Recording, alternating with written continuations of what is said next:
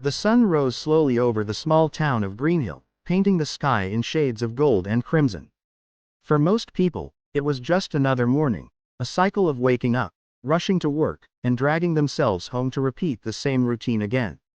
But for Ethan, a 27-year-old man with tired eyes and a restless soul, that sunrise felt different.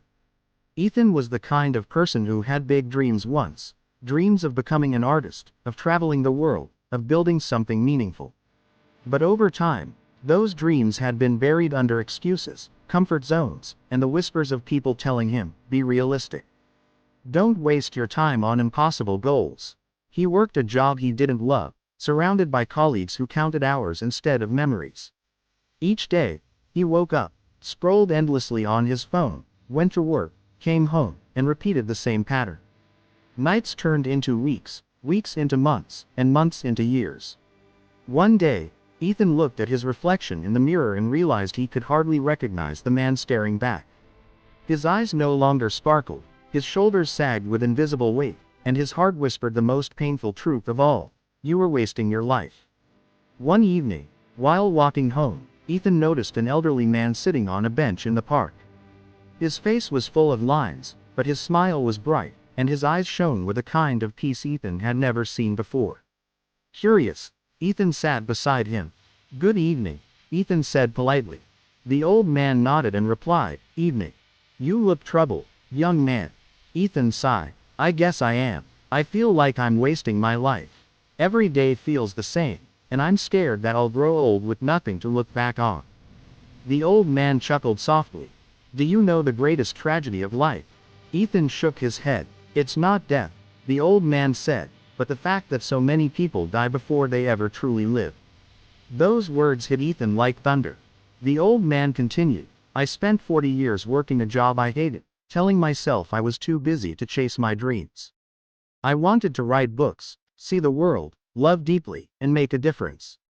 But I waited too long.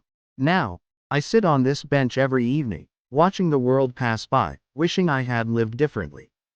Don't be like me. Don't wait until your hair turns white to realize you wasted the precious gift of time." Ethan's chest tightened. "But what if I fail? What if I try and I'm not good enough?" The old man smiled gently. "Failing is better than never trying.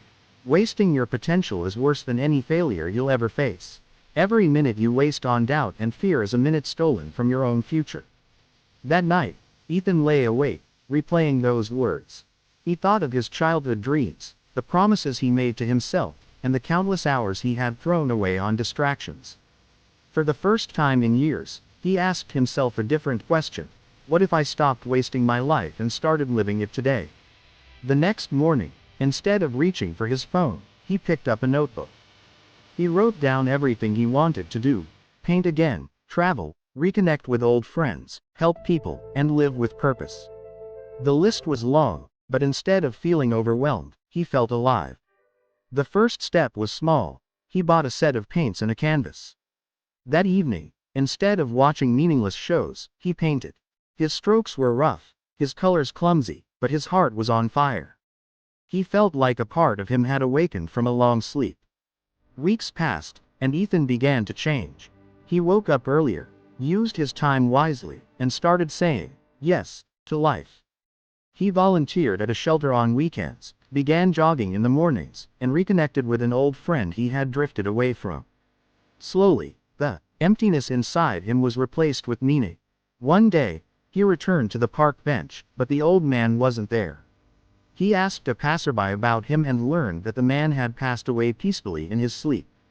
Ethan's heart sank, but he also smiled. The man's words had changed his life, and Ethan silently promised, "I will live the way you couldn't. I will not waste this gift." Years later, Ethan stood in front of an audience at a local event, sharing his journey. His paintings hung behind him, vibrant and full of life. People listened, inspired by the man who once wasted his days but found the courage to change. "I'm not special," Ethan told them. "I just made a choice.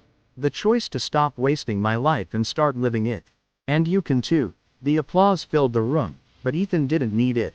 He already felt complete, because he had finally learned the truth. Life is not about how long you live, but how well you live. Every second is a gift, and wasting it is the greatest loss of all.